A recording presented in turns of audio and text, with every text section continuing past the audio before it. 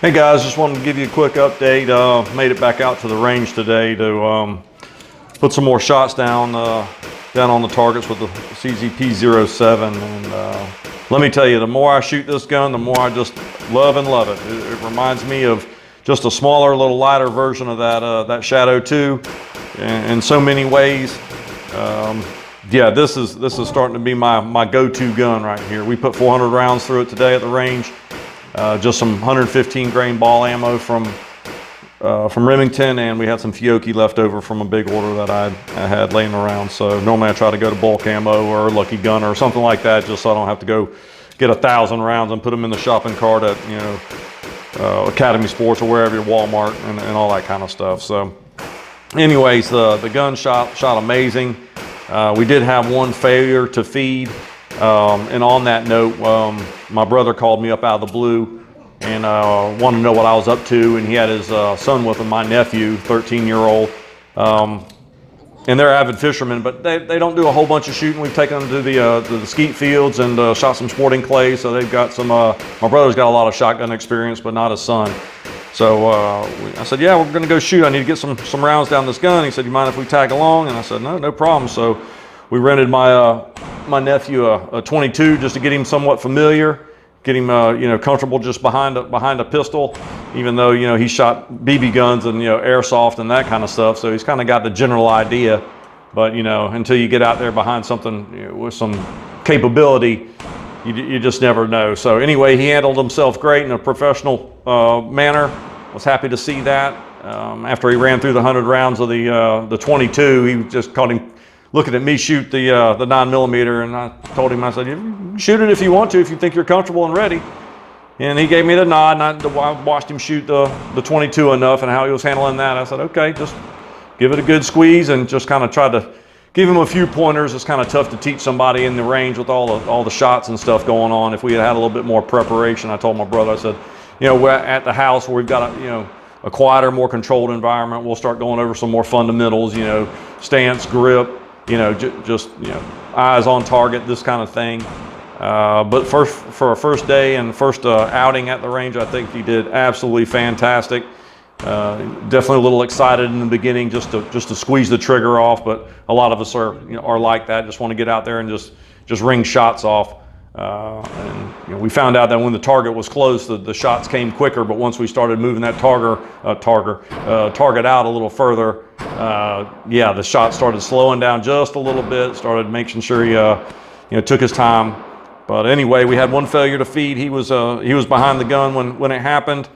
Yeah, so I don't know. I don't think excessive limp wristing is the cause of it, to be honest with you. I'd like to say, oh, it was something like that. Normally, anytime I've ever tried to purposely get a gun to fail due to limp wristing, normally I just get failure to eject. Normally, anytime that spent brass comes out of there, it'll pick up the new cartridge and get it home, no problem. At least that's been my experience. Comment below if you've had any other outcomes with limp wristing and getting failures to feed. I haven't, but I'm sure somebody out there has. But anyway, the gun, we loved it. It was his favorite gun. I brought the Shadow 2, let him shoot that. I brought a P365, let him shoot that. And he just wanted to go right back to the old Camo gun every time. So that made me happy.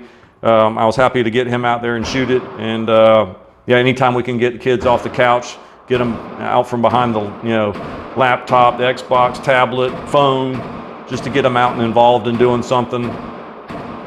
Yeah, I was more than happy to get my nephew out there and have him shoot a little bit, and hopefully he'll remember that next time. And we talked about it going forward. We'll just meet at his house and we'll go over some fundamentals. That way, next time we're at the range, it'll be a little bit smoother, because trying to give instruction while it's so noisy and all that. And like I said, when he runs into a problem like you're seeing right now, how do you handle that problem? Be safe. And we went over a little bit of that, obviously, at the range. But just while they're so young, and even in adults too that don't shoot a lot, you need to really just constantly go over the fundamentals of gun safety. And super happy with the gun. That it performed everything. One instance out of 1,000 rounds. All right. So we'll just have to do a little bit more testing. But right now, I couldn't be happier with the purchase. So stay tuned for the paint review. Hey guys, this is just Hey guys, as you just saw, we just were at the range. Now it's time to go over the paint job and see how well it held up. Actually, it held up a lot better than I thought it would, given the amount of effort we really put into it. All we did was just degrease the gun and throw some of this Rust-Oleum camouflage, a few different colors and coats on there, as you saw in the previous video. But yeah, it held up, we're clear, surprisingly well. Just yeah, a little bit of wear on the muzzle, on the slide release right there.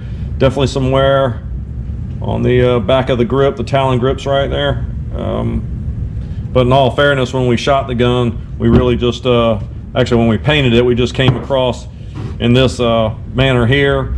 That side, we really didn't focus any attention on the back of the gun or the top of the gun. Definitely see some wear where the paint was on the hood of the barrel. And that's gone, of course.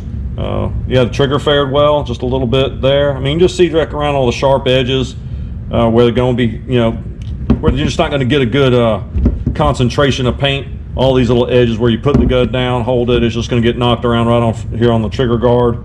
You see, well, right there, I guess that's about as good as it's going to be. I apologize for the footage. We're working on getting some better stuff. But anyway, I think it held up great. It just all these little marks give it a little bit extra character.